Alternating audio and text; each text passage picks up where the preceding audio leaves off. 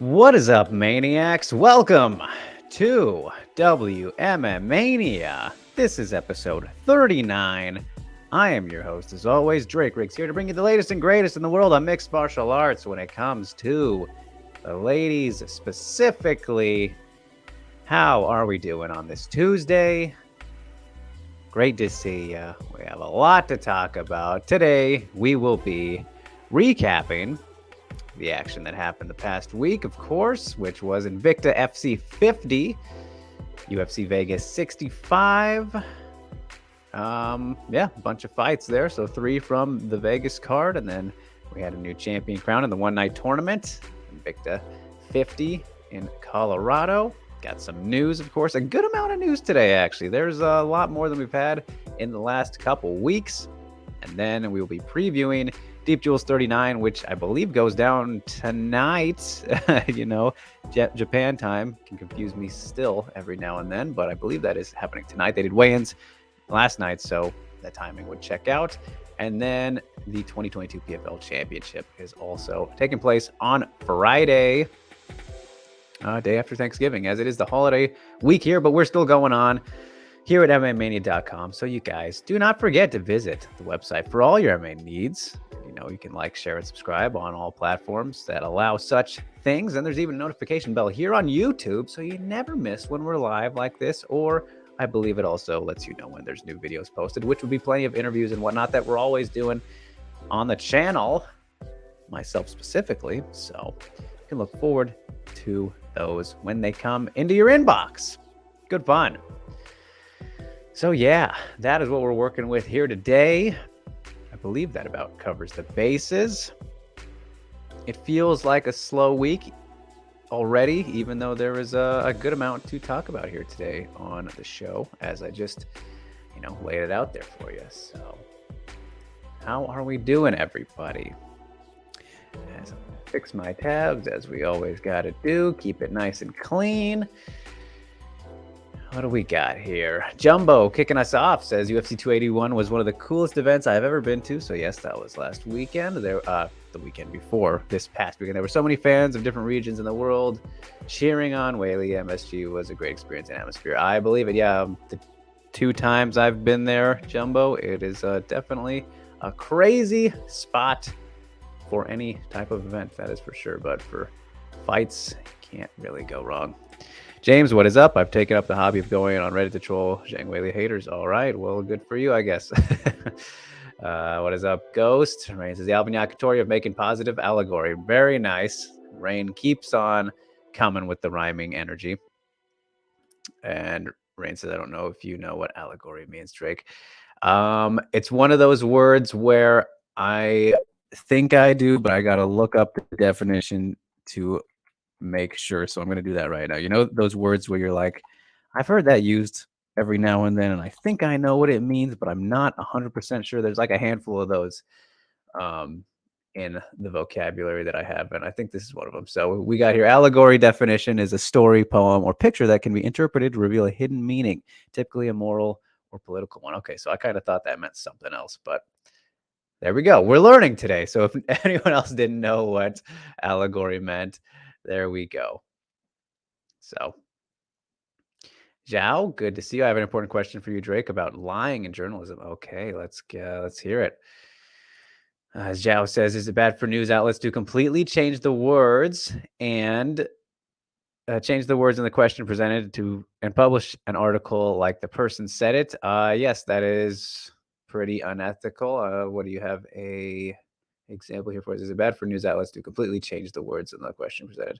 Yeah, that's what does that be, malpractice? Is that, speaking of words and definitions, that sounds like that is kind of what that is. Definitely unethical. I saw the interview on China Daily, and Whaley was asked about the Rose rematch, and she said in Mandarin with no subtitles. All right, so this was a video apparently. I think it would be great. I think it would be great. Another great fight. It's one I've wanted back. Rose is a very versatile fighter, and with a complete package, I hope it can be arranged. Whenever UFC sees fit. The reporter did not once mention Valentina, yet A certain website made a story saying that Whaley called out Valentina. So yes, saw that part. And I think I skimmed through the China Daily article, but yes, the website you're referring to is notoriously known, Zhao, for doing kind of what you're talking about here, and it's kind of why they are not a good website, among some other reasons. But yeah, I guess we'll leave it at that. So you are not wrong there. But anyway, all right, you guys. Feel free to continue chiming in with your questions, comments, or concerns throughout the show today. I think we'll probably try and be around the hour mark, but we max out at 1:30 if necessary. Barton is here. Good to see you, sir. How you doing? So let's get into the recaps from the past week. Like I said, Invicta FC 50 went down, big 50. And we had a new strawweight champion crowned. Let's pull that on up. Competing twice in one night. We had, in my tabs already out of order here for StreamYard, but that's okay. We got it. There we are. Invicta FC 50. Strawweight title tournament, of course, for women one night. All right. So, Valeska Machado ended up winning the whole thing. Tina Black, the new strawweight champion, gets the job done first against Idiana Silva in a pretty entertaining bout. Split decision there. And she defeated Carolina Wojcik, who defeated Gloria DePaula earlier in the night. That seemed like a bit of an interesting one to me in terms of the decision. Gloria, I thought, did pretty well, and there were, especially came on stronger as the fight went on. And then ultimately, though, what it came down to was Machado just the cleaner striker out of everyone in the tournament. We kind of should have expected that with her Muay Thai background and what she's good at. Great mobility. Not super exciting though, like the tournament specifically. I didn't think it was too amazing, and just kind of this card overall was all right. Just the one finish, which came from Talita Bernardo in the co-main event. So she has turned things around a decent bit since the UFC. Katharina Lenner, on the other hand, just completely fallen off a cliff. What is that? 4 losses in a row. She was 7-0 to start and cannot get a win back since. She was also on The Ultimate Fighter, I think. But succumbs to a Kimura. Bernardo now was instantly lined up with the title shot for January. So this is a part of the news we can get into, obviously. Bernardo will face Tanisha Tennant for the title at Invicta FC 51. Let me see the calendar here. January 18th. I don't believe they said location for that one. Hopefully not Kansas or Missouri, as always. But that was kind of funny to surprise Toledo with that, with such a quick kind of turnaround. Not a quick turnaround, right? Because it is still a while, but geez, lining it right up right after. It's like Bellator with Nemkov and Romero. Nemkov did not seem super happy about that. Like he sounded like he wanted a break for a tiny bit, at least wasn't expecting to turn around like that for what he will be. So kind of the same situation here for Bernardo for as a challenger too, which is kind of bit, I don't know. I guess it goes both ways if it was the champion or the challenger having to do that. But yeah, Valeska Machado, though, she's the big winner here tonight, obviously, or not tonight, but on Wednesday. Claire Guthrie with a good win. Danny McCormick. I missed this one. I think I was writing, so I missed that one at the time. But yeah, it was an okay night. Honestly, one of the kind of just it was a card that was there for Invicta, which is kind of a bummer to say, but I'm not gonna sugarcoat it or lie. It was okay. It was okay at absolute best. And like I kind of said when we were talking about the card last week, previewing it, it's like just kind of shows you the state of Invicta, where these were the 4 women, and no offense to them, but like they're all still prospects, right? Like all still very much prospects. And they were competing for the Invicta title, which has all the Invicta titles for the most part, have such a great lineage of champions that have gone to do great things. And at this point, For Machado, still we're not ready to say she's on that level of, like, think about it, who the champions have been at strawweight. Dakota was the champion before this. We had Brianna Van Buren, we had Verna, Kanako. Like, these are all fighters who have, well, Brianna still, she's disappeared for a little bit, but the other three for sure gone on to do some very good things. I mean, Carla was the inaugural champion. You look at all the people who have held the strawweight title specifically, and then it gets down to Machado. Just shows you the state of what Invicta has become, which is kind of a bummer to me. But it's obviously, as the sport has grown, especially for the women specifically, that was kind of expected, right? Kind of expected to happen over time. But we're now in that period where, yeah, all the best, the like best girls, if you will, the best fighters aren't exactly in Invicta anymore like they used to be. And again, that's just the growth of the sport. They are not a feeder anymore, I would say, but they have become even more of a building factory, if you will, to build up the younger fighters or the prospects more so than ever right now, I think. And this card kind of really showed that off. But it was fine. It was a fine night of action. And yeah, the co-main event and the main event were obviously the big highlights, at least in terms of the winners. So Bernardo getting the job done, like I said, to get a title shot as a surprise. But I don't know. I don't have too much to say about that card overall, honestly. It was what it was. It was what it was. So and going back to Zhao's question, says, but it's created hysteria for no reason. Is there a way to fix that? You just got to tell people to actually read. That's kind of the thing it comes down to, unfortunately. And that's a lot harder for people to do for some reason than it needs to be. But Zhao says the China Daily interview is only available through VPN, so it's hard to access. That doesn't help. So anyone can just make up quotes out of thin air. They can for sure. And I don't know why people still trust the website that you mentioned. Zhao, I'm not going to say the name, but they have such a bad history of this kind of thing that it's really annoying, especially when I see fighters, quote tweeting and sharing it. It's very annoying. But I don't know. I think I saw the article. I don't think I was using my VPN at the time, but yeah, I don't know. So Makoto says, Drake, how come last week you said it makes you angry that Whaley is holding up the belt? What do you mean? She said she'd defend during the summer. What's wrong with that? Make me angry she's holding up the belts. I did not say that. I said I would like to see it, I would like to see it active, fairly active. But summertime, I mean, that is 7 months from now. That's half a year from now. Makoto, that's not the most active, I would say, unless she fights before then and then the summer. That's cool, but that's a while from now. And even Sean O'Malley just said the other day that he is planning to fight in July. Like, you got to realize that's half a year from now. That is not very soon. That is not active. That's a long time, especially as a champion. And if you're healthy, like, geez, and especially in a division where, there's options. Maybe they're kind of weird right now, like I said, but that is definitely kind of stalling and waiting if you want to wait half a year when there's no issues, with anything, right? Like, if you're the champion, you should defend that thing. Maybe not super frequently, but if you're good to go, then why not? Why not?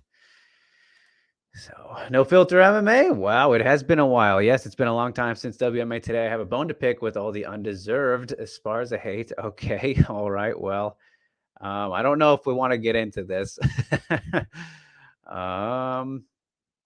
But hey, opinions are opinions. So No Filter says first Esparza did not deserve to be booed. She's a two-time champion that deserves more respect than Chang did not work. Okay, well, now see, we're going side to side there. So Julie Esparza is a better grappler, and Zhang would not show up on the night. Well, I don't know about that part. 9 out of 10, yeah, I don't know about that. I mean, that I rewatched the fight this past week, Whaley versus Carla, and my goodness, yeah, Whaley That was a fantastic performance by her for sure. For sure.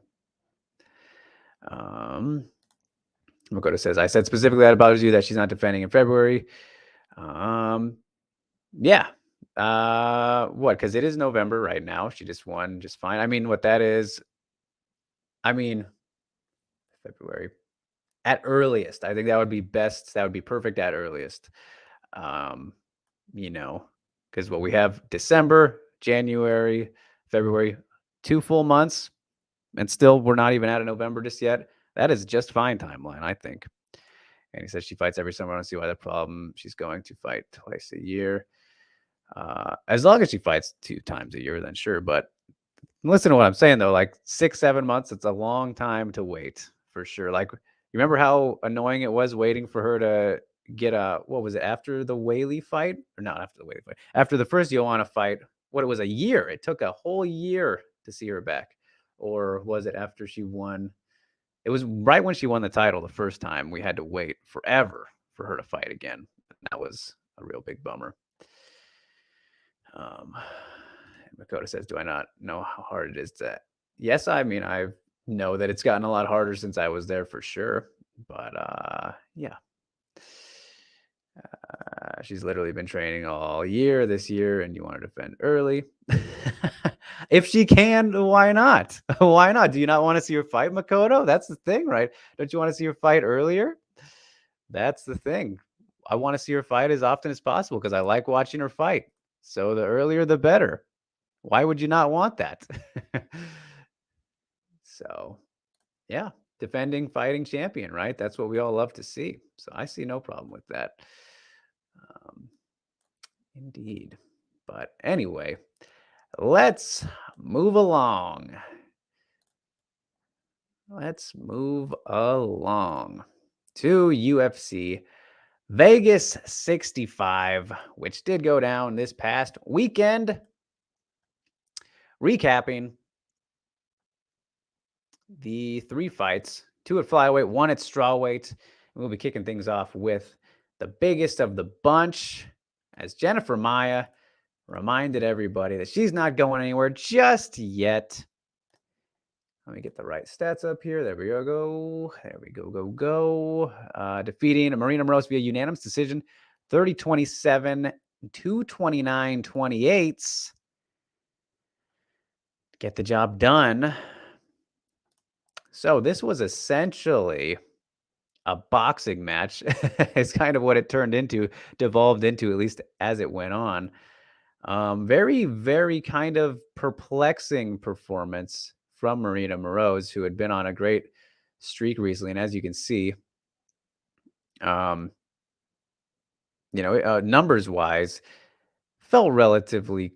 Actually, I mean, it looks a lot closer, kind of. The first round, I mean, not really. 36-31, 36-13 strikes landed for Maya to Moroz in round 1 there, and then 132 of control time.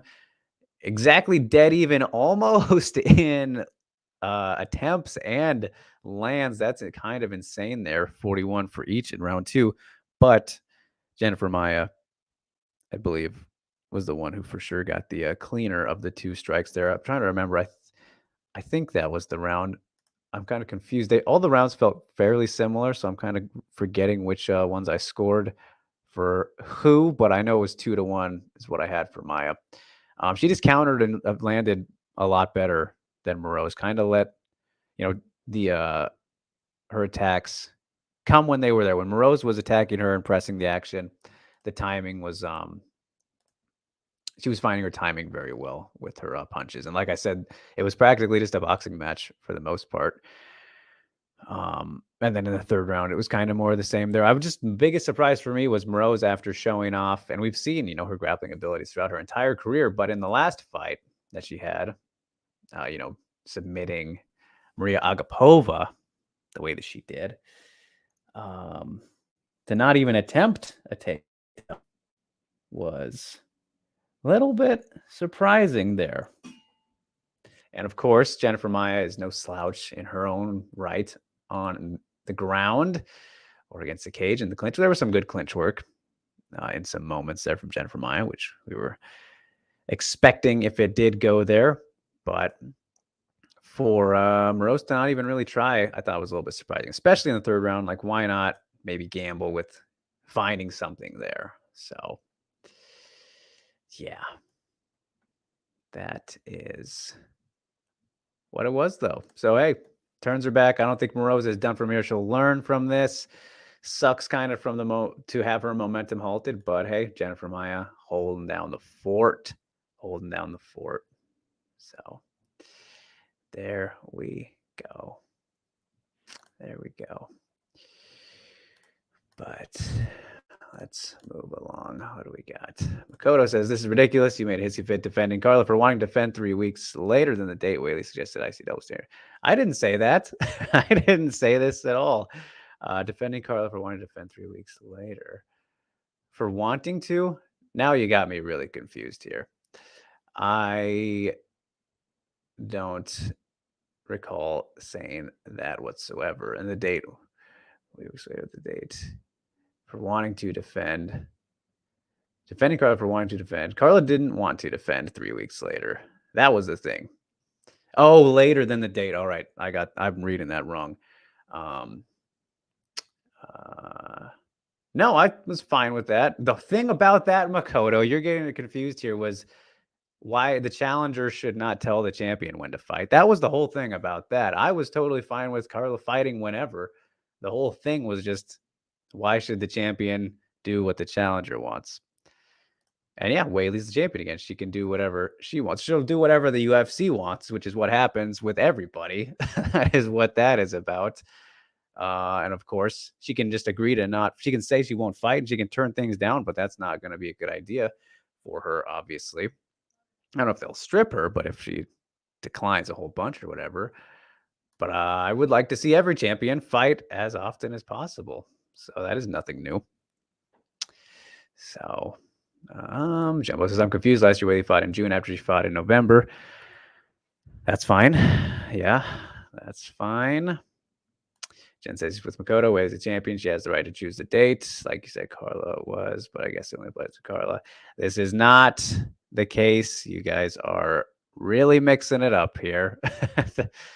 She can say when I did not say she couldn't say when she wants to fight. She can do that. I'm saying I would prefer to see her fight sooner. I would like to see her fight as often as possible. I would like to see every fighter that I like to watch fight as often as possible. Do you understand what I'm saying here? That is the thing. I didn't say she couldn't do anything. Nothing like that. So you guys are mixing it up here completely.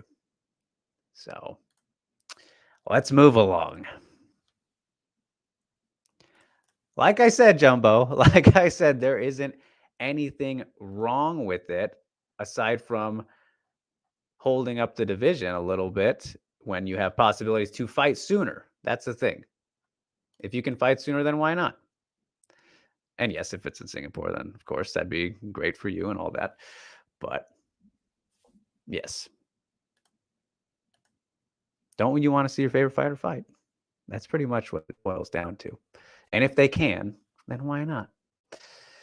So anyway, speaking of Whaley, Vanessa Demopoulos, a somewhat part-time training partner, she got the job done this past weekend. Let me make sure I get the right thing up here again. This should be it. Vanessa Demopoulos defeated Maria Oliveira via unanimous decision, 29-28 across the board.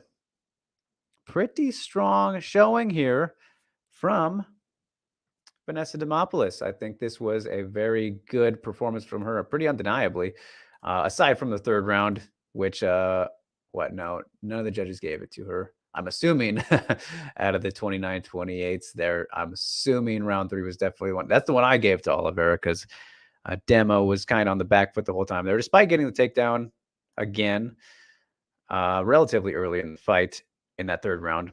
She did not really do too much with it. Oliveira was pushing the pace, landed some good shots, backing her up. Demopoulos appeared to be fading a tiny bit, but she hung in there. But the first 2 rounds were where she really did her best work, just smashed Oliveira on the ground, really utilized her grappling, which we kind of knew she needed to do in this one, was at some good disadvantages on the feet, especially with the speed and length and all that stuff.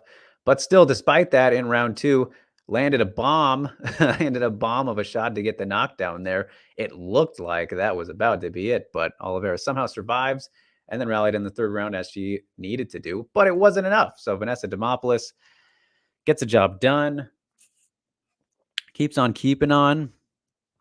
I think that this was a pretty good showing for her. I mean, despite that last round, that's something she'll need to, take away, have some takeaways from that, sharpen things up. But I mean, geez, she had almost the exact amount of time of control in every single round. How weird is that? 240, almost literally in each round. Round 2 and 3, 2 minutes and 40 seconds of control, and then 2:39 in round 1. That's kind of bizarre. That's a little bit weird. That's fixin' category. No, I'm just kidding. That's not what happened, but it was very suspicious looking, no doubt about it. So either way, yeah, Vanessa Demopoulos, I think, did very well here. Oliveira clearly needs to work on her grappling, but that's kind of always been her issue her entire career thus far. So yes. But congrats to Vanessa. Good job overall, I would say. So Barton says, is Vanessa Demopoulos a top 15 contender? I am definitely not sold on that just yet. I mean, she has a great killer instinct. She's always somebody who's looking for finishes. So kind of the back-to-back decisions here is kind of new for her. But I struggle to see her cracking the top 15 just yet. Maybe. I think it's possible. But if she can kind of build off this performance with what she did well in those first 2 rounds specifically, then sharpen up the problems in the 3rd round, then obviously that would be ideal for her because, yeah, she looked incredible. I'm kind of surprised she wasn't able to finish in the first 2. I might have scored a 10-8 in, I think it was the 2nd round. That's how good she was doing there. At least one of those. She was smashing her. She was speeding her up really good. But yeah. Crumbopoulos Rosen, my man, favorite name to say. He says, what's up, Drake? I've been on Twitter and Reddit, and it seems like Weili versus Valentina has created headway with a lot of new toxic Weili fans. What's your take on the matchup and toxic fans? What do you mean made headway? I mean, that can be multiple directions with that, right? Like in terms of they like it or they don't like it. But what's my take on the matchup? I think that it would be objectively incredibly interesting and probably a really fun fight. Should it happen next? Absolutely not. No, we do not need to see that at this point. Weili has plenty of people to fight. Valentina has plenty of people to fight. Doesn't make sense just yet. Not just yet. So I'd say hold on that. And then toxic fans are the worst fans. There's no place for toxicity in anything. If you can, you should do your best. If there is something that you find in your life that does not bring you joy and brings you down, you should remove that from your life. There is no place for toxicity of any kind in any department in your life. And that's my words of wisdom for the day, I suppose. As Alvin says, hello, Drake. Let's all be respectful towards each other and learn from each other. There we go, my man. Great timing, right on cue. Right on cue. Alvin says, ever since UFC 281, I've seen a lot of negativity and hate, so let's be positive and talk about the sport we love and the fighters that make that possible. 100%, Alvin, for sure. Can I pin this? I wish I could pin that because you are very right. It is, it's not been great. It has not been great in terms of the positivity lately. So let's please be as kind and respectful to everyone's opinions. They're entitled to their own. No one's right over the other person. Unless we're speaking about straight up facts, but you know how it is. We can all be respectful and learn from each other in new ways each and every day. Crumbopoulos says headway, as in there's a lot of conversations about it and toxic arguments. Oh, I'm completely sure about that because I'm sure each side of the fan bases are very, very confident in each of the fighters. But yeah, that fight would be. I think that would be. I would love to see it, honestly. I think that would be, like I said, incredibly interesting. But it doesn't make any sense right now. Not at all. Not at all. So Zhao says, see, this is what I'm talking about. Whaley wasn't even asked about Valentina by the reporter. So yeah, I mean, see, a conversation has begun. So, and what do you mean not great? Whaley has the belt. Order has been restored. I don't know what you're referencing there, James. Yes, like I said, Zhao, we addressed that. That's not great. That is not great when that happens. It's the absolute opposite of that. But I will tell you what is great, though, and I will tell you right now, if you don't like yourself some Natty Silva, then I think you got a problem. Natalia Silva defeats Teresa Bleda via third round knockout, or technical knockout, excuse me.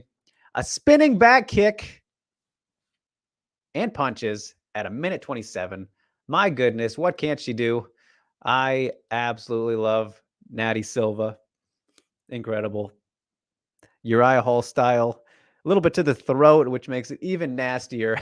Some pure violence from the Brazilian flyweight prospect. She is just a terror in these first two UFC fights, even though Bleda did a pretty good job at some points of the fight, stifling the movement, getting a hold of Silva to, prevent her from getting shots off, because on the feet, she had nothing. She really had nothing for Silva.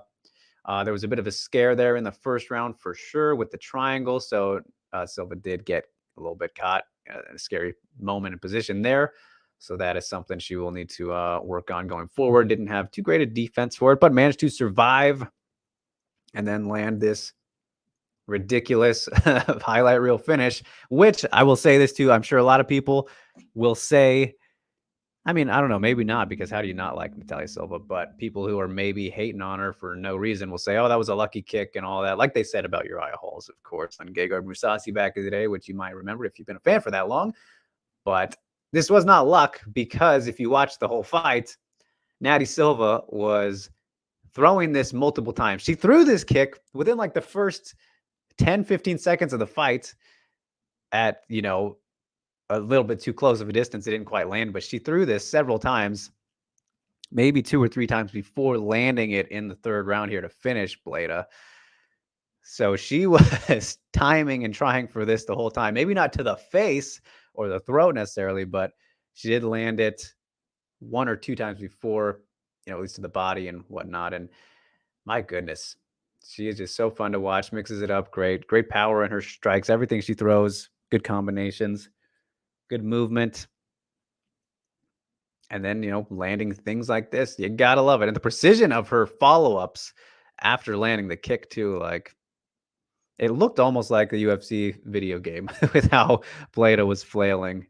But yes, Natalia Silva is awesome. I cannot wait to continue to see where she goes from here.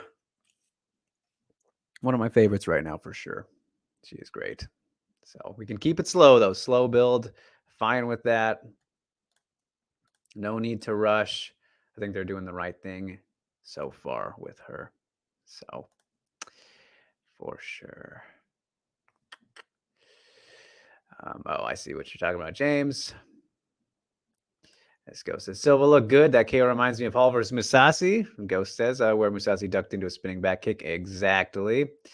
The Silva is a glimmer of hope in the meme division. That is 125. So there we go. Yes. Yeah, obviously incredibly reminiscent of that. I feel like the timing was kind of different though, in the sense that Bleda was shooting for a takedown. At least it looked a lot more like that rather than Musasi ducking. If you look back at that sequence with Musasi and Hall, he was kind of just ducking downward and ate it like right on the side of his face, like kind of cheek, whereas Bleda was coming in and got throated. My God, it was 2 gnarly finishes for sure. But yeah, crazy. As Jimmy says, how would you and Ghost define high-level striking, grappling, and wrestling? Is there a criteria you guys go by? As a hobbyist, I just train but do not know. So how do you define high-level striking, grappling, and wrestling? Geez, all 3 of the elements there, Jimmy. I feel like we've talked about this before. Probably have, but kind of the cleanliness of the techniques is always a really maybe the biggest thing about it. How how effectively and well performed whether it's strikes or just type of moves, whether in grappling or wrestling, takedowns, whatever it is, how well that they're performed, technically, the better that is done, and the timing and all the little things that go into it kind of leads to, um, showing off how high level you are, because obviously the more you practice and, refine your techniques, you're going to get better and better at it. But that's kind of the main thing I always look at. How effective you are with it too obviously helps, but yeah, let's see what Ghost says. His Krombopolis says, do you think Silva should fight the meatball? I wouldn't be mad at that, honestly. I'd be fine with it, I think. Do I think it's going to happen next? Probably not. If I had to bet, I would probably say no. I mean, maybe. I don't know. It's kind of hard to say depending on what they want to do with Molly next and how soon she wants to come back after a beatdown like that against Erin Blanchfield. Yeah, I don't think I would make it though. I wouldn't be against it again. I think she could win it for sure. Silva could, but yeah, I'm gonna doubt that. If I had to pick, I would say I doubt it. And yes, I know who you meant. Ghost says she probably should have went for a body lock instead of shooting, but hey, that was her reaction to the spin sets on her. Talking about Bleda, indeed. And Ghost says, I'll answer Jimmy later. I have a pretty good response. Just takes time to have it for sure. We hear you there. And Crombie says, would Silva get the hype that Molly had? But if she beat her, probably not. I mean, Blanchfield kind of just completely erased all of that. I wouldn't say she's taken it away necessarily. I mean, she's taken some, obviously. But Molly's hype is completely dead now. It's all dead in the water. And those who were actually paying attention and knew what we were kind of watching, we knew there wasn't it wasn't real hype. There was no one thought Molly was going to be or is going to be champion until she kind of shows us something else and against, better people. But obviously it would be a boost for Silva regardless. So yeah. And James says, is Silva a future contender or a top 15 prospect? I think so, man. I really think that if she can continue to, look as good as she has in these first two fights, it's undeniable. Like, she has looked so good. And again, before the UFC, she was primarily submitting the shit out of everybody. She's been more of a submission artist or grappler, despite, the problems we saw in the first round here, than a striker. But my goodness, she's it's like Junior Charles Oliveira a little bit. Obviously, way, way different kind of and down the totem pole there. But when someone with that grappling base has really caught up their striking to the grappling is what I mean there, and has maybe improved it more so. I don't think that's the case with Oliveira necessarily, but, one of those cases where they've really sharpened the tools a whole lot to catch up. So Natty Silva, and she's only like 20-something. 25-ish maybe. I think 100% future contender, or top 15 at the very least. At the very least, I can practically promise that, unless she gets violently exposed against like a dominant wrestler or something, I guess. But even then, we'll see. We got to find out at some point. So for sure. But that was UFC Vegas 65, you guys. My goodness. Very weird card, obviously, as the main event was lost midway through, but I enjoyed the fights we just talked about, especially that last one. So, yeah. As Rain says, Ghost mentioned that this last week, what is the difference between manipulative BS and predatory matchmaking? Who are we talking about for that, Rain? That would be good to refresh me there. But manipulative and then predatory. With Blanchfield and Molly. That's what it was, right? So a kind of opposite, right? Where the manipulative BS is one that's a mismatch where we clearly see they're just padding record, essentially, right? Like, obviously, the big examples, Katzinga, yeah, Meatball and Aaron, I got it. The big example is Katzengano, Liv Parker, Cachoeira versus Shevchenko. Obviously, probably the best examples you can go with for manipulative BS, where 100% someone's going to win. Why was this fight made? Shouldn't have been made. They're going to get the win. Whereas with the predatory matchmaking, that what Ghost mentioned, and I've seen other people mention that as regards to that fight. He mentioned it was more predatory than it was manipulative. Yes, because the fact with the case with that was they built up Molly with manipulative BS, right? They used it to build her up as a star, but we knew she was never really going to go anywhere. And then they give her to someone who's a terrible matchup and can go farther than her. They used her as a springboard, right? They fed her to a wolf while kind of not set that by masking it. You know what I mean? So it's kind of it's a very tricky dynamic that way. But you got to use the manipulative BS to get to the predatory match week. In a way, at least in that case, like this is a great example that you're mentioning here that we're talking about to show that off, right? Because we all knew, or people should have known that was how Blanchfield versus McCann was going to go. But like in terms of rankings and whatnot, it made sense on paper to do that. But how we got there was a little bit messed up. You know what I mean? So I think that's maybe the best way I can explain that.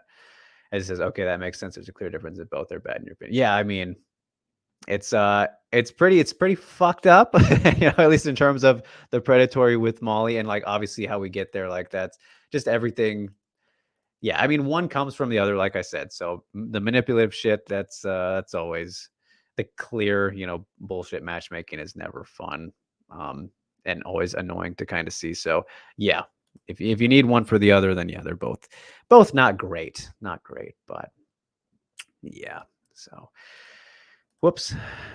Is Ghost answering the high level technique stuff, or the question? High level fighting to me is not the use of flashy techniques. To me, high level means things that set up, other things are showing looks that set up other looks. There you go. Throwing the same jab or shooting with your head inside for a single leg is not high level.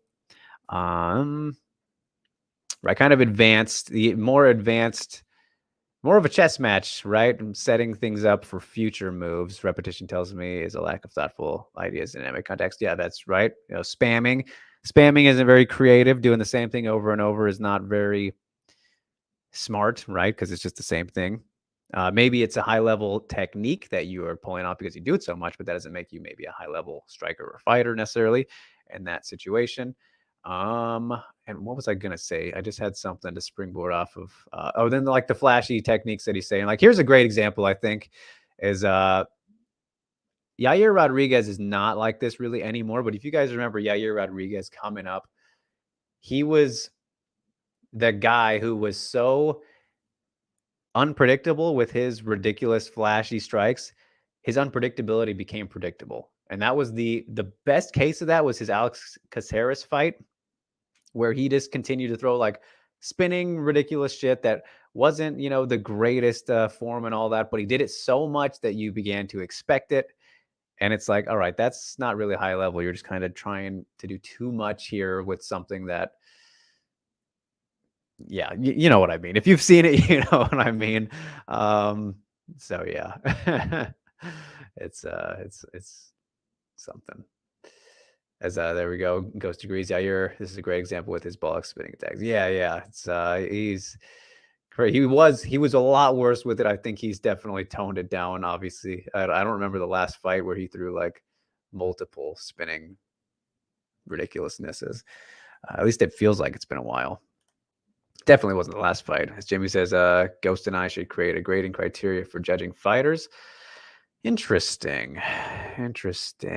Like something's written out. I mean, that could make for an interesting story to do. I'm always open to creative stuff like that and do it for each fighter. I mean, that might be a good analysis piece if Ghost would want to collaborate on something like that. Maybe.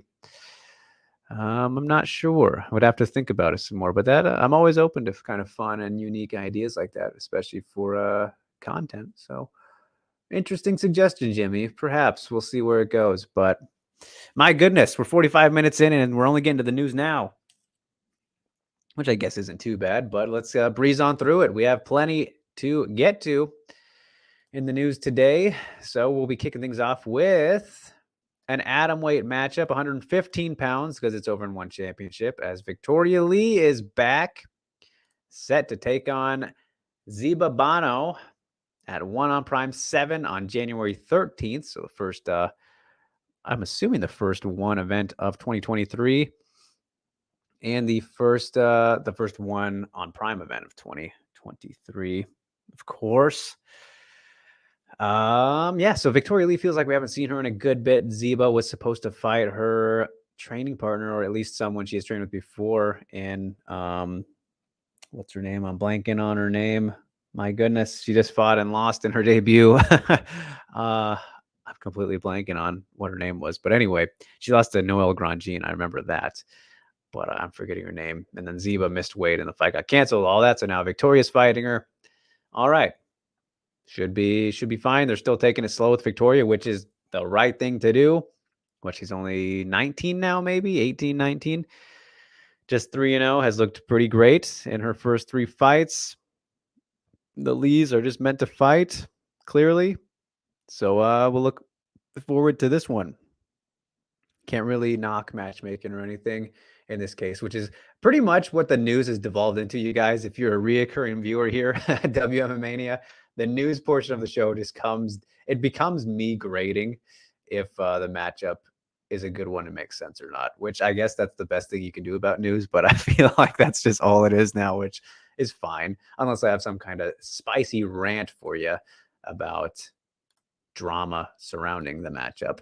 And I should mention this, actually, since I didn't mention it, and last week, it's kind of funny how this played out. Funny, but not funny. Speaking of rants and whatnot, I already went off on one when we talked about Itsuki Hirata versus Sohee Ham being booked.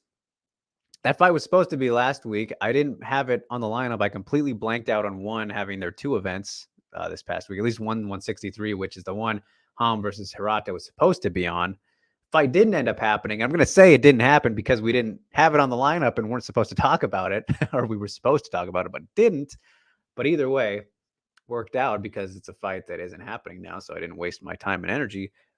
But with all that said, yeah, Ham versus Hirata didn't happen because Hirata could not make the weight, or she at least failed the hydration test the entire time or some shit, and that was something that Ham was not a fan of, rightfully so. But all it comes down to really is just, man, oh man, it drives me insane. What a fucking waste.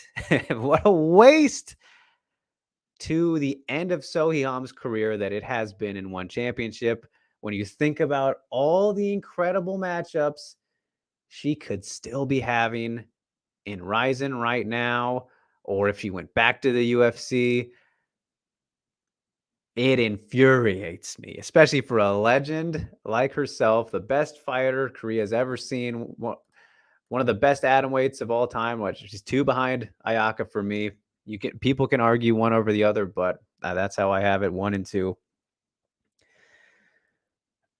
And then for this, just how her career has played out since joining ONE, just been a colossal waste of time. Only fought twice against the same person, beat her twice, Denise Zamboanga, of course. Should have fought for the title right away. She came in as the Rizin champion. She is still technically, the lineal champion, the atomweight champion. Don't try and put this fight back together. Do not put Hirata versus Ham should not have happened in the first place. You told her she was going to fight for the title, or most likely going to fight for the title against Lee. Then you did this. It gets all fucked up because Itsuki can't make weight. Just give Sohee Ham her title fight. Please, please, please give her some goddamn respect. Treat her as a legend she is.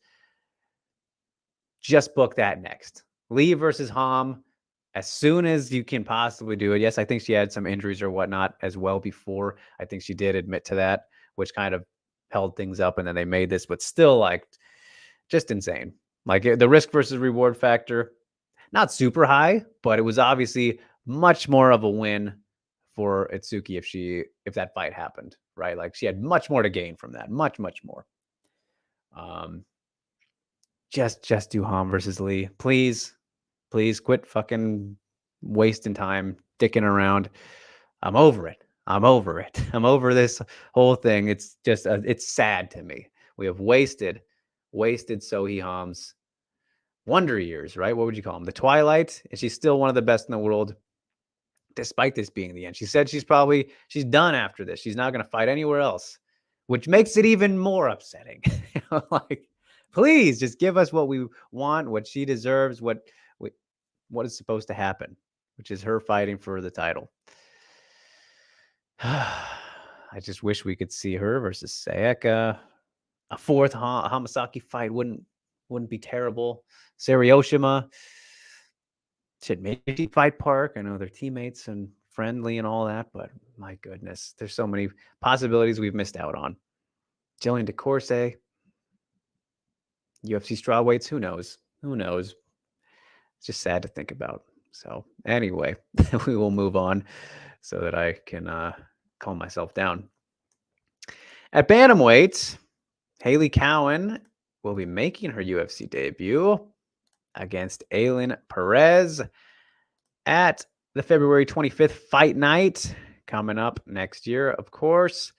So Cowan enters the UFC after a run in the LFA, I believe, and then obviously Contender Series gets her contract through there. Perez drops the debut to Stephanie Egger and had the very, very odd and strange pre-UFC Brazilian regional scene, she fought on the Brazilian regional scene. She is Argentinian, though, I believe, somewhere in South America, and just a very odd scene. As every time we talk about Perez, it's kind of a weird scene because of the fight she had with, what was it, Vidal, and then just her other fights in that organization, Samurai Fight Club or whatever it was. Very odd. But at 135, that's kind of the most interesting thing here, maybe, because there's a alleged rumor swirling of featherweight maybe finally going away. But obviously Perez came in at featherweight. So her dropping down and getting this fight for bantamweight is an interesting sign. We will see. But, yep. And I just accidentally knocked my camera off, didn't I? Whoops. There we go. Technical difficulties coming at you. Let's see if we can fix this real quick. Why did that happen when the oh, there we go. All right. The mic is still working, right? Let me check here. You can still hear me? Okay. Weird how that happens. But all right. Train of thought completely lost. Thanks to that. Yeah, Haley Cowan, Perez, no problems with that. Is what it is. It's fine. It's fine. Moving on. As we breeze through here, I will get to the comments momentarily. I see you guys in there. Over in Bellator, 2 fights added to Bellator 289. Flyweights, of course. Randy Field is back, taking on Christina Katsakis on December 9th. Uncasville. All right. Love me some Randy Field. She is great. Great story. If you guys missed that one, go check it out on WMMAnia.com. Randy Field. I forget what I titled that story, but it was a good one that I enjoyed working on with her. If you search Randy Field, I'm pretty sure it's one of the top things that comes up because it's one of those big featured pieces. So a good one. And she's looking to continue the momentum here, getting a win over Katsakis. We'll see if she can get it done. Or Katskis. Something. I think they left the I out there. Bellator might have screwed up her name. I'm pretty sure it's Katsikis, not Katskis. Katskis. So, or I could be wrong. Somebody's wrong here. Either way, prospect battle. Can't really complain about this. Randy Field has some good potential. She's a fun fighter to watch. Looking forward to it. Looking very much forward to it. But then also on that card is a contender bout between some of the top flyweights in Bellator. Kana Watanabe's daughters, if you will, Ilara Joanny will be taking on Denise Kielholtz, Miss Dynamite, on that same card. This is a fun one. I have no issues with this whatsoever. Kielholtz looking to rebound off the loss to Kana. And Joanny, what I forget who she's coming off a victory from, right? She's got a little bit of some momentum, and she's actually not ranked, which is interesting to me. Apparently, she's not ranked according to the graphic here, because she well, she should have had the win over Vanessa Porto, which, man, what a bummer it's been. Vanessa Porto's Bellator run thus far. Here, I'm going to look this up real quick and proper. Real quickly, because I'm curious now. Ooh, Ilara Joanny, however you want to properly say it. Who she fought last and who she beat. It wasn't Lara, wasn't it? Yep, it was Alejandra Lara. That's what I thought. All right. So yeah, solid performance there. I remember that one. So yeah, this is fine. This should be a fun one. I think for Kielholtz, obviously we'll want to, I mean, I don't know. She's obviously got her judo and has been fine with submitting people in the past, but obviously against Connor ran into some issues there. I think she will hopefully have improved since then, and we'll see what she'll do when Joanny inevitably tries to take her to the ground, because I think that'll be a safe bet. But on the feet, Denise Kielholtz is no joke. She was the kickboxing champ for a reason, for a very good reason. She's quite talented with the hands and the feet and the knees and the elbows, all that good stuff. But all right, now we get to the sad news of the day before we wrap up here with the news section. But we kind of saw this one coming after the last loss, but Ramona Pasquale released from the UFC 0-3, and that's a wrap. That's a wrap for Ramona in the UFC for now, but she's not getting any younger, so that just might have been a rough stretch. It is what it is, unfortunately. You know, you hate to see it, especially after waiting so long to get there, and then when we do, you know, gets shows off some good moments, obviously against Nunes in the first one, and then against Edwards, a pretty interesting fight, which I know some people thought that she won. I don't remember scoring that one for her. That was what, UFC 275, not the Singapore card. And then obviously the last one here against Vidal, finally going back to bantamweight, not able to make the weight, so that was a problem too. But you know, it was her first time dropping back down to bantamweight in a good while, so like a little bit of leeway, a little bit of slack there for her. Maybe not so much from the UFC, clearly, but yeah, that's that for Ramona. Will be interesting to see what she does next. Wouldn't hurt to see her go back to Invicta. I wouldn't hate that, you know, especially with things moving here. Bernardo obviously fighting Tennant, like I said. They could do her versus Leonard. Why not? I mean, Leonard desperately needs a win, so maybe that wouldn't be a great idea for her to fight Ramona, who I think probably have the edge there against her at this point too.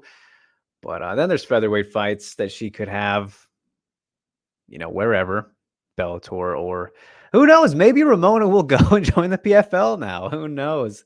You know, they're doing their featherweight season next year. That wouldn't be terrible for her.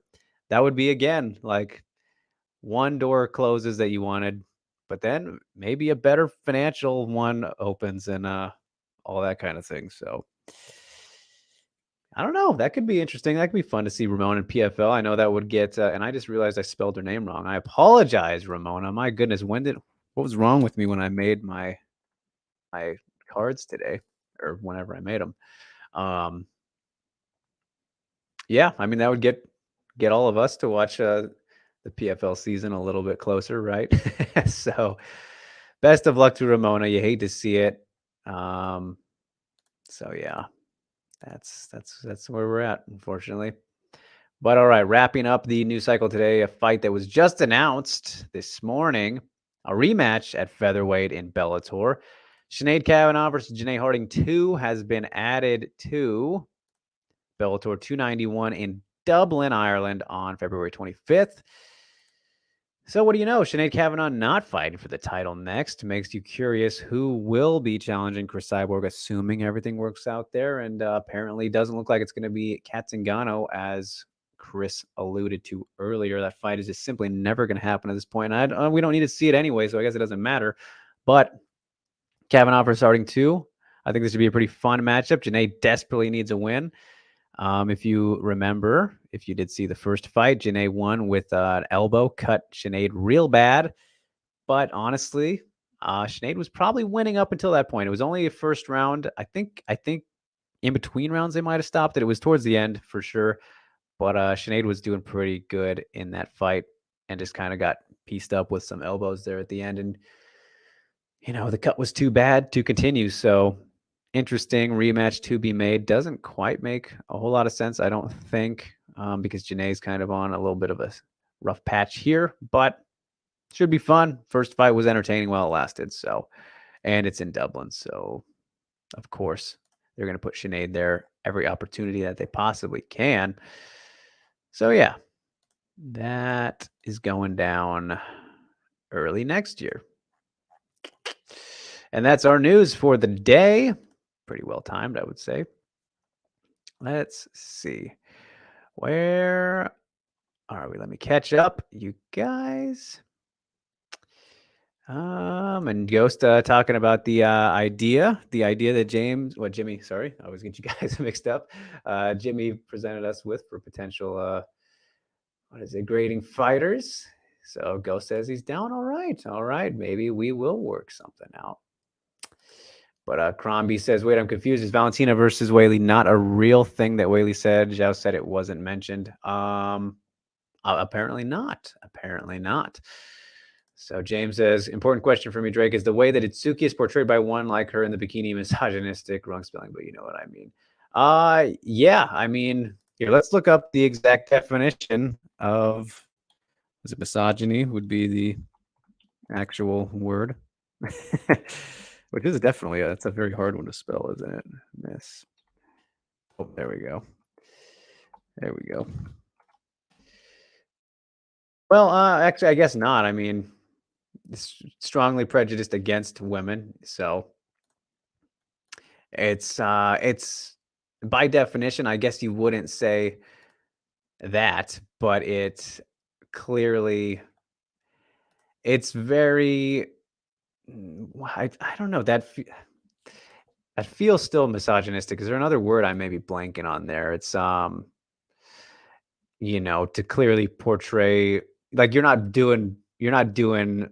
portraying any dudes, any of your male fighters in fucking thongs or, like that, except for Akiyama, but I guess he's the exception to the rule, but you know what I mean? It's not, they don't do it in both directions, obviously. So it's and I mean, they do that with more than just Itsuki too. So by definition, I don't know, maybe we got some more here, but that still feels like misogynism, or however you want to use that word in all its different variables. But yeah, a good question though, James, for sure. It's annoying. It's very frustrating to see clearly, what they're doing there. But Zhao says she's going to make it very clear. The China Daily interview was on CGC TV, which can only be accessed via VPN, and the interviewer did not once mention Valentina Shevchenko. That interview was about how Weili prepared like the unorthodox training methods she used, like listening to booze with her AirPods while she went on 10K runs. Okay. Jimmy says, so is Ham going to retire? I don't think so. She hasn't indicated anything like that. Hopefully not, but I wouldn't be surprised. And geez, I don't know. I hope not. I mean, I just want to see her fight Angela Lee. I really do. I don't know. It's all a bummer. Esso, what is up? Thanks for joining us, tuning in. This is Drake. Who do you got? Julia Butter Aspen.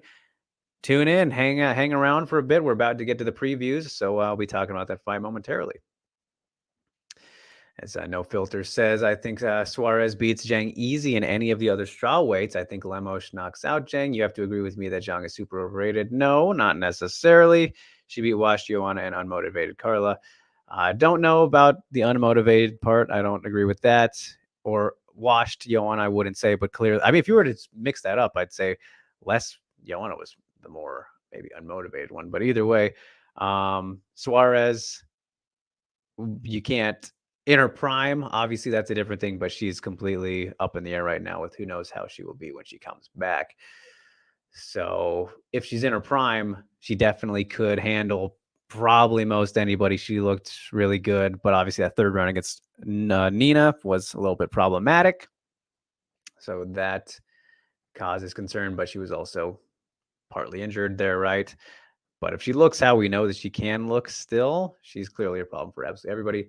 Lemos, I think, can knock out anybody as well. She's kind of proven that. She's got kind of that great equalizer of power and finishing abilities. But no, Whaley is definitely not overrated whatsoever. Not at all. Julia Budd is 39, but let's not act like she has a reach heights, better strikes than Aspen Ladd. Ladd striking shortable. She only got her ground and pound on fighter. That is smaller than her physically. All right. Well, yeah, like I said, we'll talk about it soon. That's because I interviewed Tatiana and she said Zhang is not good at grappling. It's easy to hit. I am. Okay. All right. I don't know what is going on here. Gio says, no, Ramona, she will spark people at Invicta, though, most likely if she goes there. Go says he feels bad for Ramona, but if you were losing to Vital, you know you have a problem. Yeah. Centro said, hey, good to see you, Centro. Almost forgot this was today. Yeah, I know. A lot of crazy things going on. A lot of crazy things going on. A lot of crazy things. James says, what is the word used to describe the way that one is using Itsuki and revealing clothes to promote her? I just know it's not good. Yeah, I know there is something for that, but I can't.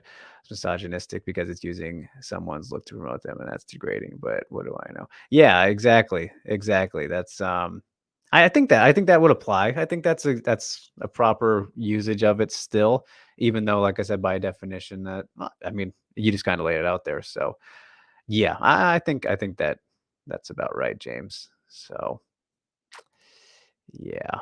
Anyway, let's continue on here.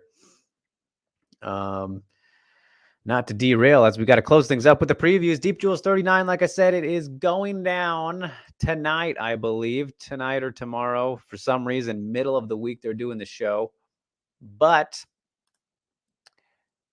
it's happening, and there's a good amount to like here.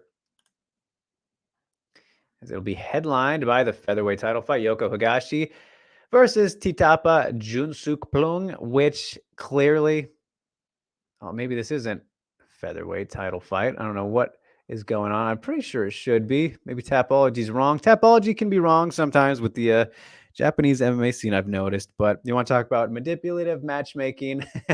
We see it every now and then over in Japan, whether it's Pancrase or wherever. But Titapa is 0-1 against Yoko, who is the featherweight champion right now. But Tapology says this is a 135 fight. Let me double check on Sherdog really quickly, because yeah, I'm pretty sure that this should be a featherweight title fight. She just won the title against King Reina in their rematch. So let me get to the bottom of this real quickly. Okay, apparently it is a bantamweight fight.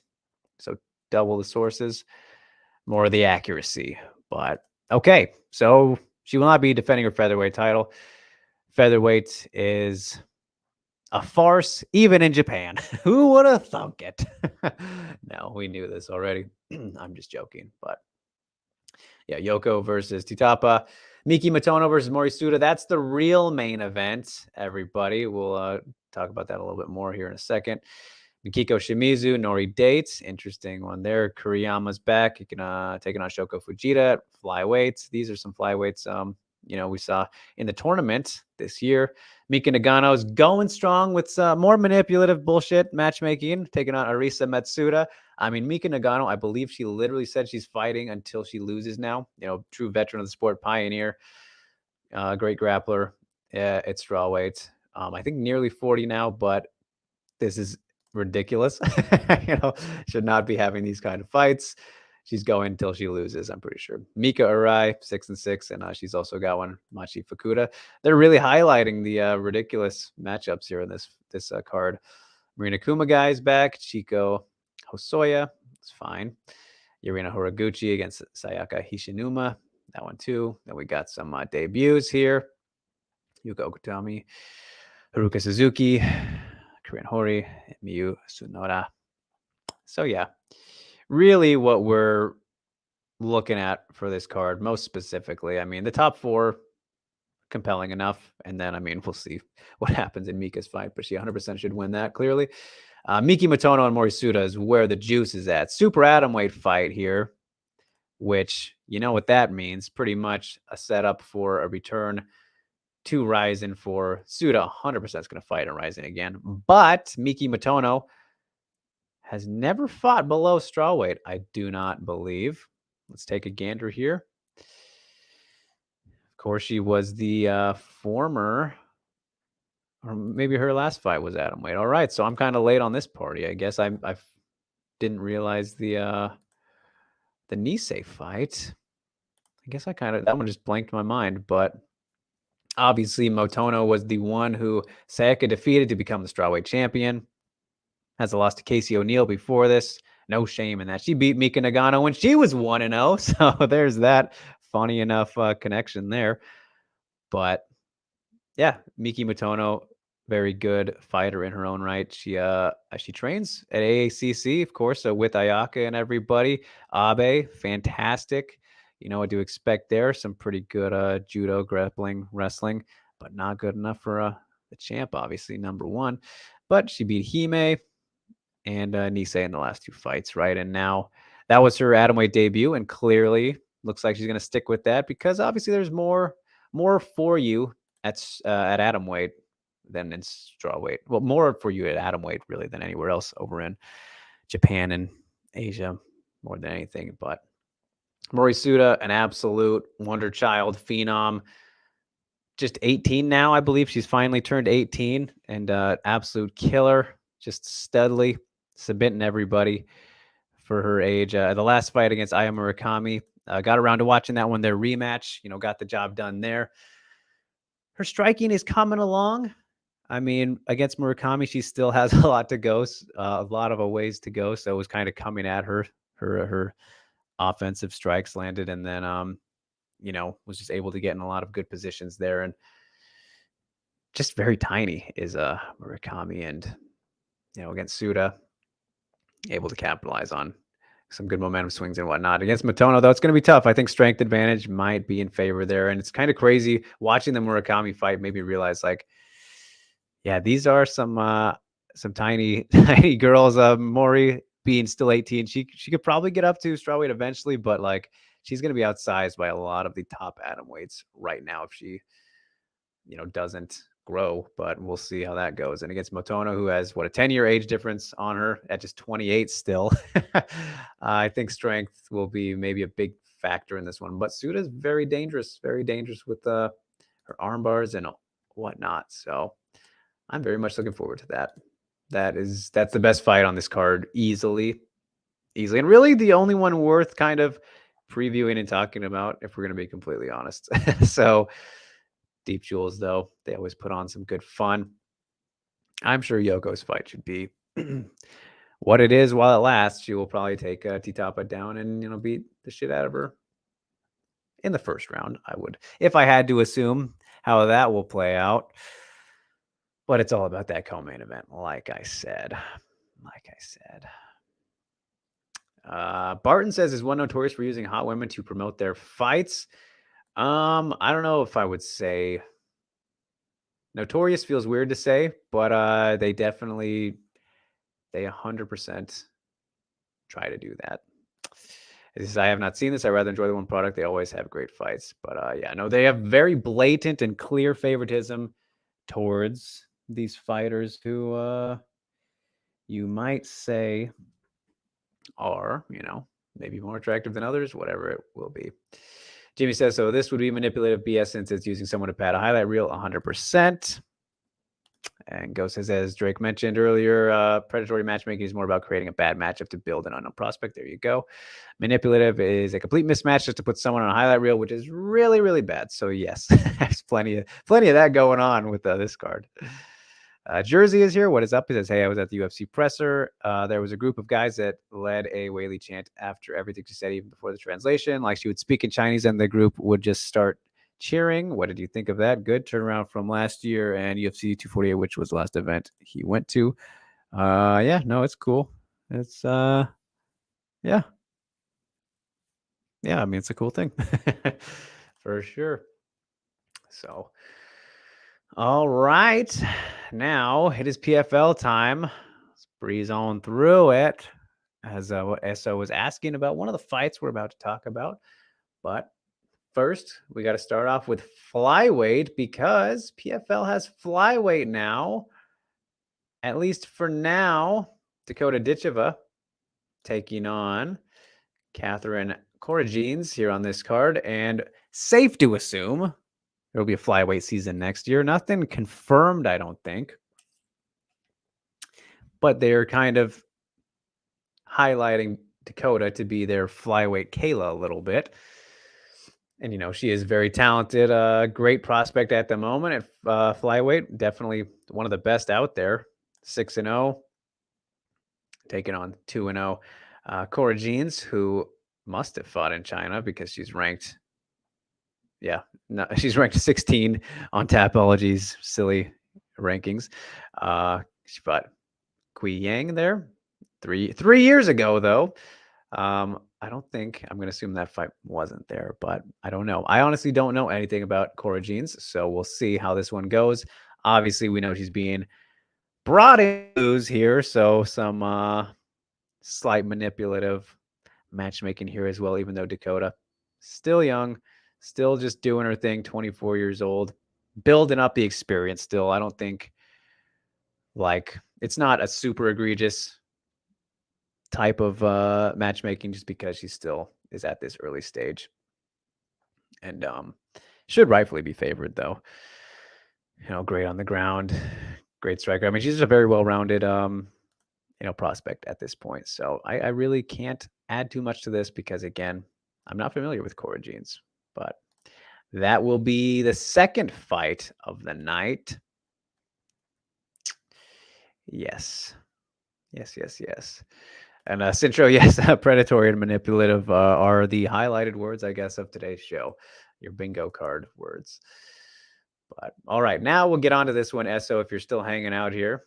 Featherweight, we have Julia Budd versus Aspen Ladd. The debut of Aspen Ladd in PFL, taking on one of the best featherweights of all time, the former Bellator featherweight champion, Julia Budd. And how about that? I'm a little bit surprised by these odds. Plus 180 for Julia to the minus 215 favorite of Ladd. This matchup is very, very interesting to me for several reasons. Here, let's continue to look at the metrics, though. 5'8", 256 for Julia. She's just a bigger woman. 70-inch reach, 266. I mean, Julia's always just been a massive competitor. Very muscular. Could never make 135, whereas Ladd obviously could at a point, but not so much anymore. I think in terms of the strength advantage in favor of one person over the other, I think I still got to give it to Julia. She's 39 now, and her biggest issue since she lost the title to Cyborg, right, in 2020. Solid win over Jessie, really utilized her wrestling there pretty much to get the job done. Nothing spectacular, though. Diana Silva win, just awful. Don't know what was going on there. she should have lost, right? Like she actually should have lost that one. Only one judge somehow gave it to her. Did not fight smart at all. Caitlin Young fight, that was a fine performance. That was pretty good. She's just been very inconsistent with her kind of fight IQ and approach to these last couple of performances. It's been back and forth. So let's see. It's a pattern here if we look at it. So Cyborg fight obviously didn't work out. We'll count that one. So poor fight IQ, game planning. Good fight IQ, game planning. Poor, good, poor. So she's due for a good one. If you honestly look at each of them and break them down, she's due for a good performance here against Aspen Ladd. And it's been the same thing on Aspen's side of things. And maybe you can chalk that up to all these weight issues she's had playing a part and taking away from her training and preparation and whatnot. But look at the GDR loss, got completely cleaned there, rinsed quick. Then she tore her ACL after the Yana beatdown. Fantastic performance, looked great there. That's what she's gotten away from though. And that might also be a part of the injury. You know, when I talked to her, she said it was very hard to trust her knee at first and do the wrestling when she got back into it. And that feels like that might still be an issue. All other things considered, but she was out for a while, came back. Norma Dumont, absolutely, you know, I don't want to say clowned her because it was a boring fight, but easy victory for Norma there. Very poor performance, game planning from Ladd. And then when she did do what she should have done the whole fight, go to her bread and butter, her great wrestling and ground and pound, she had success, but it was too little too late. And then against Rocky, tried to box for the most part with Rocky. Like, what are you doing? Obviously, Pennington has fantastic takedown defense in her own right. When we were breaking that one down, we talked about how underrated it kind of is, but she still did not. When she did try, she had success, right? It was too little too late again. So for Aspen Ladd here in this matchup, which will actually be, in theory, relatively tough if she does go back to what she wants to do against someone as big and good of a wrestler as Julia Budd is, she's going to have trouble anyway because of Bud being Bud. So it's like, I think this is actually a pretty rough matchup for Ladd, especially assuming if she hasn't shored up these holes. If she goes in there to strike and whatnot specifically, I might give her a slight edge. Depends again on how Julia shows up, but I think the striking will be pretty even.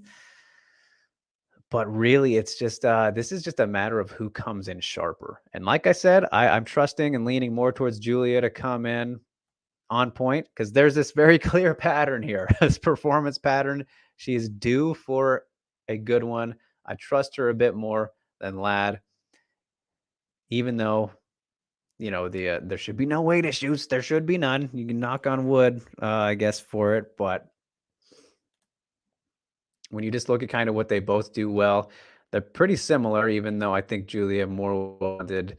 Ladd's hands have gotten better, but she's just relying on them way, way too much in these last two fights specifically. Far, far too much. She is best on top of somebody, raining down punches. She's one of the best ground and pounders in maybe MMA, at least when she was actually committing to it and not having her issues. Aspen Ladd is dangerous on the ground. But again, I think as Esso pointed out, smaller competition too, smaller opponents, obviously. I mean, Yana has fought at featherweight plenty. Eubanks, though, smaller. And I mean, that was a fight that was a slugfest on the feet while it lasted in that rematch.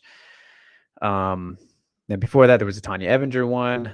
I mean, yeah, Julia Budd is going to be one of the bigger fighters that Ladd has fought for sure. You know, GDR is obviously pretty big, but in terms of like just frame and muscle and all that, Norma's pretty, up there. But Julia Budd's a big one. I've seen her in person. Very strong physically, just in great shape. So it's very interesting to me, just because of all these little dynamics. Really, who can impose their will or who decides to? It's very something. So I'm compelled. I'm very compelled. So real quick, since we're going back to the matchmaking stuff, says Dern versus Yan was a predatory since it was trying to build up Dern, then blew up in the face of the UFC. I think that's I think that could count. I think that's fair. I think that's definitely fair. Yeah. And you could probably even count Ham versus Hirata was kind of like that, maybe a little bit, perhaps. But James says the story here is, will Aspen Ladd make weight even at 145? It's gonna be the story until she doesn't have an issue, right? And Esso says Aspen Ladd's head movement is like a penguin. I don't know how the hell she is a favorite. Doesn't make sense. Julia Budd lost against Fabian because Fabian is bigger. Fabian is very big, very tall. Yes, Aspen Ladd is short. This is true. And even in that fight, like Julia had success early, but she just got away from it. She like seized up. It was very odd. I was there for that one. So yeah. And Sammy says Julia should take this easy. No. Yeah, I said, I lean definitely. I trust her much more to come out there and perform how she should at this stage. Yeah. As Esso agrees, says Julia cruising away to decision. Citra says, I've been on Reddit forums and I see most of the WMMAnia boys there stirring up trouble by talking about how Whaley beats everyone. Seems like there's a lot of Triggered Rose fans that don't believe Whaley is a true champion. What makes someone a true champion if they have the belt? I feel like this is a simple question. It's the exact, we talked about this last week, right? It's the exact same thing, Cintro, as John Jones and Daniel Cormier. Paper champ because you lost twice. You know, I don't count the second one because you lost to this person recently. And yeah, you know, that's pretty much it. That's pretty much it. That's the best example. Yeah, Esso says physique and strength mean a lot for the women. Men, not so much. I see Julia easy jabbing and taking the decision. Remember Aspen fought Dumont at 145. Yes, and she did not look good. Got pieced up there. Then a great approach from Norma, though, as well. Yeah, Julia got a pretty good jab when she is on point, like I said. Rain says the Aspen Lad of missing weight bad. Very good. Great timing indeed, Rain. I like it. I like it. As Ghost says, let's give a shout out to Jim West, the worst game planner ever. He took away Lad's left hook by switching her southpaw, if you remember Lad's last fight. But why would anyone try to remember Lad's last fight? That is a good point. And we've said this too. Like, she clearly needs to change things up. She needs to get away from Jim, but that's not happening because they're in a relationship, right? So that can be the problem with one of the many problems potentially with dating your coaches and whatnot. But yeah. Citra says, so you don't think Whaley's a true champ, so she's a paper champ? Cool. I didn't say that, Cintro. I didn't say that. And I never agreed with the John Jones, Daniel Cormier thing either. I never agree. I'm just saying that's what a lot of people did say. So I never liked the paper champ thing, especially because Jones cheated. And you guys know that I think I lean Whaley winning the rematch anyway. Like, it was incredibly close. Like I said, it comes down to the end of that third round.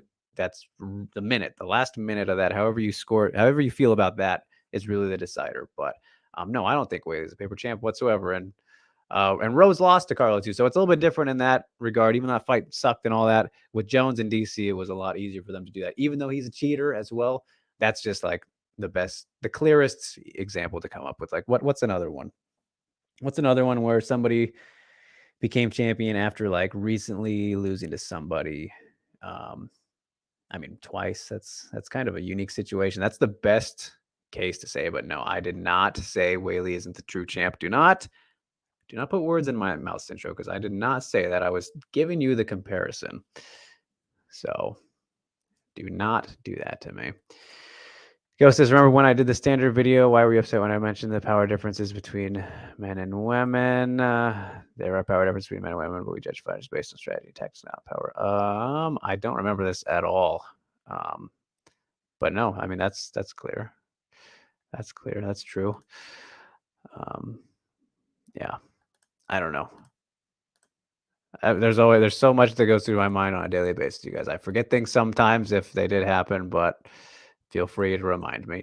So anyway, we are getting right to the end of the show here with the main event. So we've made perfect timing just about. Here, let me check that I'm not missing anything crazy. All right. The main event, the trilogy fight for the lightweight title, 155 pounds. Kayla Harrison versus Larissa Pacheco. Excuse me. Will it be any different? Let's see what the odds are on this. Wow, Kayla is still a pretty large favorite. Obviously, smaller than she has been usually, but minus 700 to plus 475. I think I would close that gap even a little bit more. Kayla, I think, should definitely still be the favorite, right? But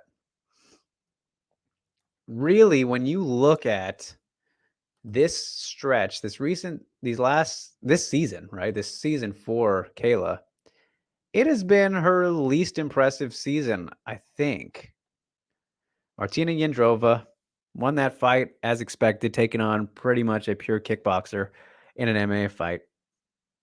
As soon as she got her down, that was over. We knew how that was going to go, plain and simple.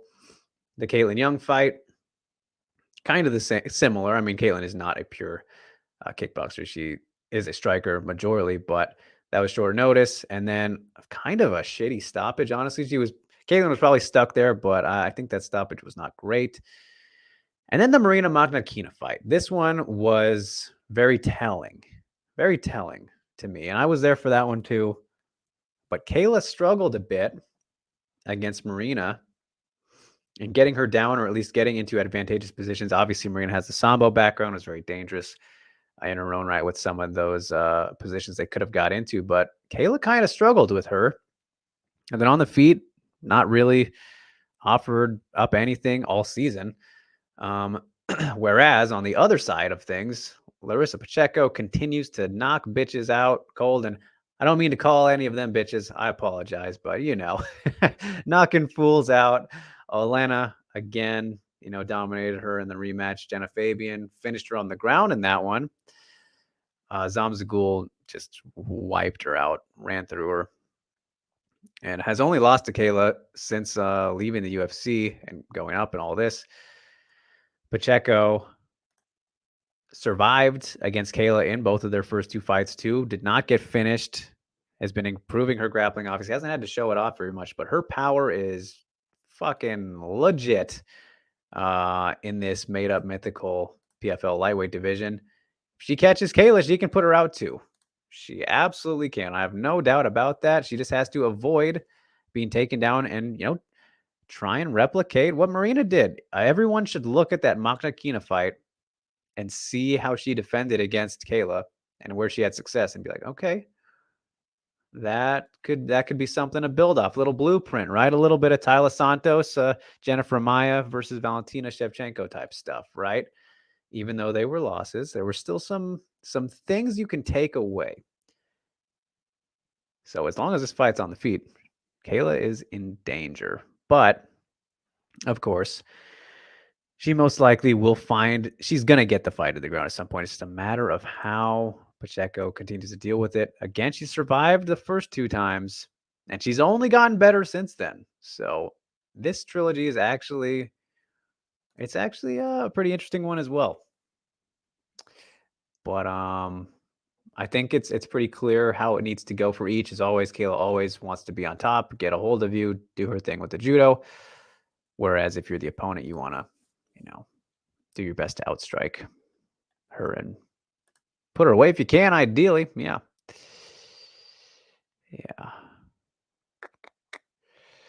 So what do we have here?